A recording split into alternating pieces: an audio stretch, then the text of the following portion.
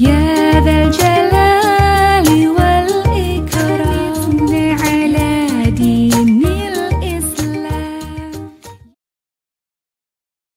Bismillahirrahmanirrahim. Fastabiqul khairat.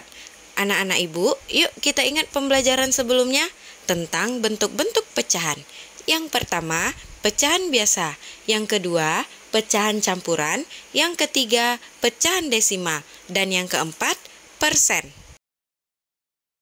Kompetensi dasar 3.1 dan 3.2 telah selesai. Kita lanjut 3.3 tentang taksiran. Anak-anak ibu, kita ingat kembali. Yang pertama, pecahan biasa. Pecahan biasa dikelompokkan atas dua kelompok. Yang pertama, pecahan murni atau asli, dan yang kedua, pecahan tidak murni. Coba perhatikan contoh 2/6. 2/6 adalah pecahan murni apabila pembilangnya lebih kecil daripada penyebut. Sementara pecahan tidak murni 5/3 apabila pembilangnya lebih besar daripada penyebutnya. Coba kita perhatikan contoh lain pada pecahan murni. Semua angka pembilang pada pecahan tersebut lebih kecil daripada penyebutnya. Sementara pecahan tidak murni, semua angka pembilang pada pecahan tersebut lebih besar daripada penyebutnya. Yang kedua, pecahan campuran. Pecahan campuran adalah pecahan yang terdiri dari bilangan bulat dan pecahan, atau diperoleh dari pecahan tidak murni. Jika angka pembilang lebih besar daripada penyebut, pecahan tersebut bisa dilakukan pembagian. Seperti contoh 7/3, sama dengan artinya 7 dibagi 3. Hasilnya 2 lebihnya 1/3, maka ditulis seperti pecahan campuran 2/1/3. Coba amati contoh lainnya seperti di bawah ini.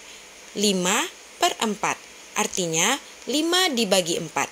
Hasilnya 1 lebihnya 1/4. Maka dibuat pecahan campurannya 1/4. Begitupun dengan 10/3. Yang ketiga, pecahan desimal atau sering juga disebut dengan pecahan berkoma. Untuk mengubah pecahan biasa menjadi pecahan desimal, yaitu dengan mengubah pecahan biasa tersebut menjadi pecahan yang penyebutnya merupakan perpangkatan dari 10. Mengubahnya seperti 4 contoh di bawah. Yang keempat, persen.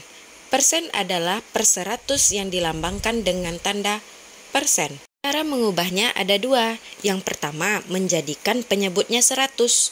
Jadi, semua penyebut dikalikan oleh suatu bilangan menjadi 100. Yang kedua, mengalikannya dengan 100%. Kalikan pecahan dengan 100%.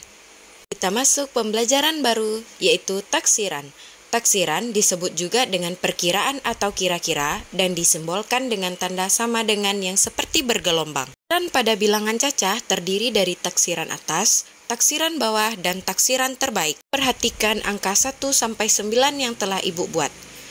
Taksiran atas, arah panahnya ke kanan, sedangkan taksiran ke bawah, arah taksirannya ke kiri. Contoh, taksiran atas, angka 23 sama dengan atau ditaksir dengan angka 30. Sementara taksiran ke bawah dari angka 23 adalah 20. Halnya dengan taksiran terbaik. Taksiran terbaik adalah taksiran yang mendekati atau pembulatannya yang paling dekat. Taksiran terbaik. Bilangan 23, taksirannya 20. Bilangan 26, taksirannya 30. Amatilah contoh taksiran atas ini.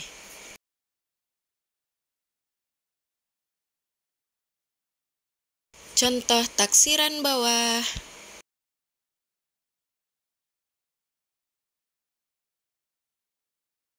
Contoh taksiran terbaik.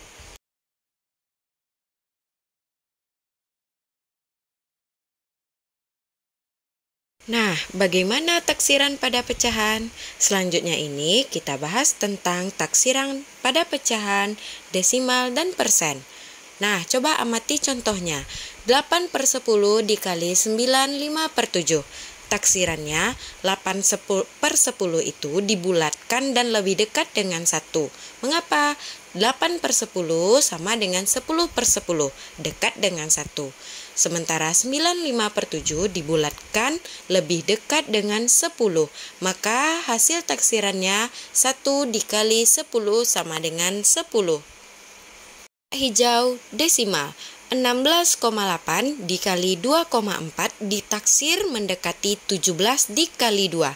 16,8 dibulatkan ke atas menjadi 17, sementara 2,4 dibulatkan ke bawah menjadi 2. Hasilnya 17 dikali 2 sama dengan 34. Kotak kuning, taksiran persen.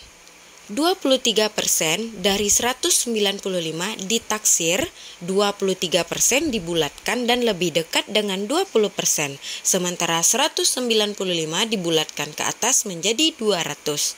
Jadi taksirannya 20% dikali 200 sama dengan 40. Fastabiqul khairat. Itulah materi pembelajaran kita hari ini. Yuk kita lihat, sudahkah anak ibu mengerti? Sudahkah anak ibu paham? Untuk menambah pemahaman anak ibu, kerjakan 3 tugas berikut ini. Silahkan anak ibu foto atau screenshot tugasnya. Ini tugas 1 dan 2.